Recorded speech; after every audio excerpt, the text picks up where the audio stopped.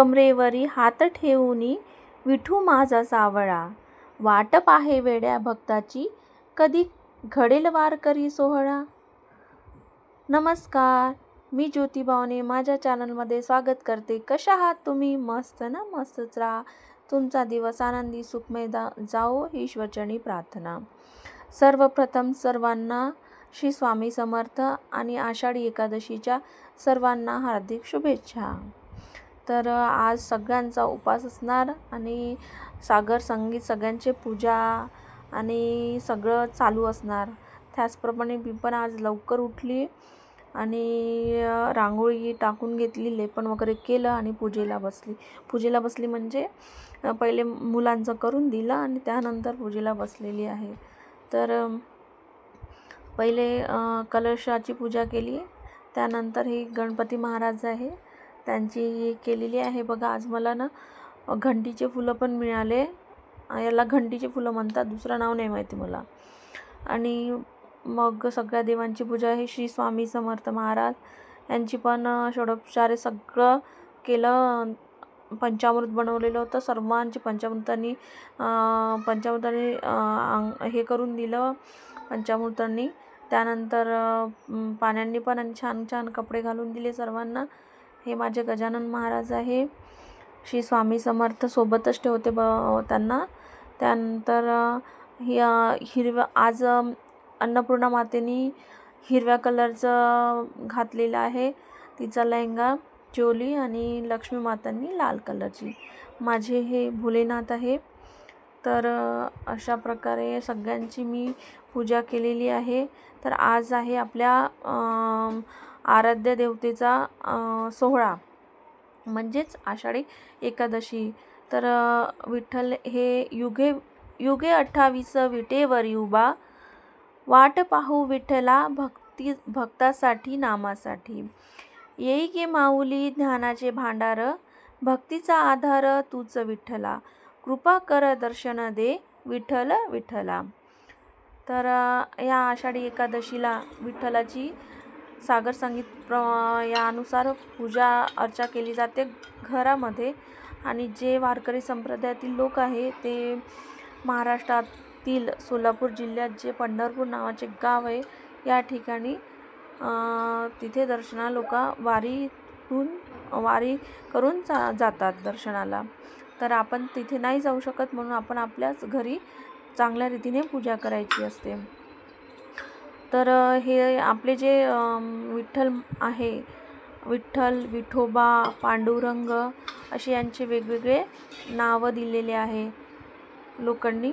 तर आषाढी एकादशीला पंढरपूरमध्ये खूप लाखो भाविक सहभागी होतात आणि भीमा नदीमध्ये स्नान करतात। त्याच नदीला आपण चंद्रभागा म्हणून ओळखतो। तर हे जे विठोबा आहे, विठ्ठल, पांडुरंग हे आपल्या संपूर्ण महाराष्ट्राचे हिंदू आराध्य दैवत आहे। तर संत नामदेव, संत तुकाराम, संत ज्ञानेश्वर, संत एकनाथ हे विठोबांचे थोर भक्त आहेत। ते 13वे आणि 7व्या शतकातील सगळे संत आहेत।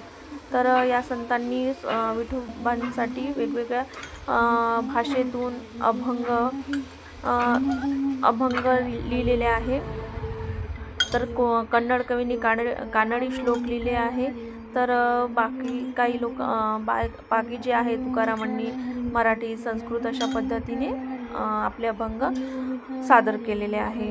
तर विठोबाचे म्हणजे आषाढी एकादशी जसं आपण मानतो त्याचप्रमाणे शयन एकादशी आणि प्रबोधिनी एकादशी या एकादशींना पण चांगल्या प्रकारे मानल्या जाते। त्याचप्रमाणे विठोबा हा कृष्णाचा द्वापार युगातील दुसरा आणि दशावतारातील 9वा अवतार मानला जातो। तर शास्त्र पुराणामध्ये विठ्ठलाला बोधराज म्हटले जाते। तर गरुड पुराणामध्ये वर्णन केल्याप्रमाणे विठ्ठल हा विशाल भाल असलेला, तेजस्वी नेत्राचा, मौन धारण केलेला, कटिकार ठेवून उभा असलेला आपण बघितलेला आहे। पुंडलिकाने टाकलेल्या विटेवर उभा असलेला हा सावळ्या रंगाचा पुरुष म्हणजेच विठ्ठल।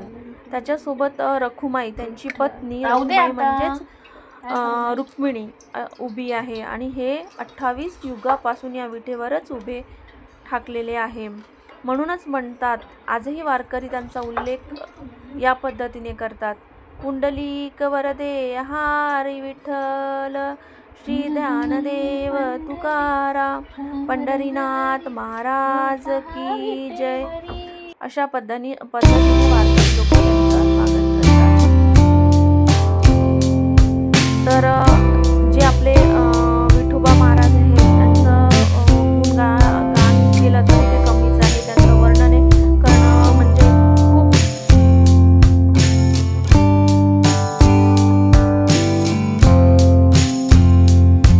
पण आपल्याला व्हिडिओ हा थोडक्यात आटपावा लागतं, म्हणून मी माझ्या पद्धतीने एवढं तुम्हाला सांगायचा प्रयत्न केलेला आहे. अशा प्रकारे मी विठोबाची मांडणी केली होती. हे बघा, हे जे पितळचे घेतलेले आहे ते ठेवले आहे त्याच्या खाली, आणि जे पंढरपूरवरून आलेले आहे ते असे या पद्धतीने तुळशीच्या याच्या माळामध्ये सजवलेले आहे आणि घंटीचे फुलं ठेवलेले आहे. आणि महत्त्वाचं तुम्हाला सांगू का, मी पंढरपूरला गेलेले होते ना, तेव्हा योगायोग माहिती नाही, त्यांना मला दर्शन द्यायचं नव्हतं की होतं माहिती नाही मला. त्यांनी त्यावेळेस मला माझे पिरियड्स म्हणजे पाळी आलेली, त्यामुळे त्यांनी दर्शन दिलेलं नाही. कारण कदाचित माझी सेवा त्यांच्यापर्यंत पोचली नसेल किंवा कमी झाली असेल, त्यामुळे त्यांनी मला दर्शन तिथे जाऊनसुद्धा होऊ दिलं नाही. पण आज ते माझ्या घरी पंढरपूरवरून आलेले होते आणि त्यामुळे अशा पद्धतीने माझी आषाढी एकादशीला सागर संगीतानुसार आणि खूप मस्त मनाला प्रसन्न करणारी, मनाला उत्साह देणारी पूजा झालेली होती. त्याचप्रमाणे मग संध्याकाळी मी अशा आरत्या केलेल्या आणि आरतीमध्ये गणपतीची आरती, स्वामी समर्थांची आरती, त्याचबरोबर कृष्णाची आरती, लक्ष्मीची आरती केली. शेषादी कृष्णले न लागे त्या पार, जेथे जडमूळ ऐसा करू मी विस्तार. जय देव जय श्री स्वामी समर्था, आरती ओवाळू चरणी ठेवणी माता. जय देव जय देव ईश हरे स्वामी, जय जगदीश हरे. भक्त जनों के संकट क्षण में दूर करे, ओम जय जगदीश हरे. सबके स्वामी, ओम जय जगदीश. नजर लागेल असे माझे विठ्ठल रुक्मिणीचं रूप दिसत होतं. असं खरंच प्रत्यक्षात वाटत होतं की पंढरपूरवरून विठ्ठल रुक्मिणी माझ्या घरी आलेले आहे. त्यांचा मी कोटी कोटी धन्यवाद मानते की ते जरी मला जरी दर्शन दिलं नाही त्यांनी, पण त्यांनी माझ्या घरी येऊन मला इतकं म्हणजे हे करून टाकलं आहे की मी त्यांना म्हणजे आभार कुठल्या शब्दात मानू मला माहिती नाही. फक्त एवढंच म्हणते की त्यांना कोटी कोटी धन्यवाद. त्यांनी आले माझ्या घरी आणि माझ्या घराची शोभा वाढवली. इतकं सुंदर त्यांचं जे मी रूप सजवलेलं आहे त्याच्यासाठी पण त्यांचेच धन्यवाद, कारण तेच आणतात डोक्यात, म्हणून हे सगळं होते. आणि व्हिडिओ पाहिल्याबद्दल धन्यवाद. व्हिडिओ आवडला असेल तर लाईक करा, शेअर करा आणि सबस्क्राईब करा. खूप खूप धन्यवाद.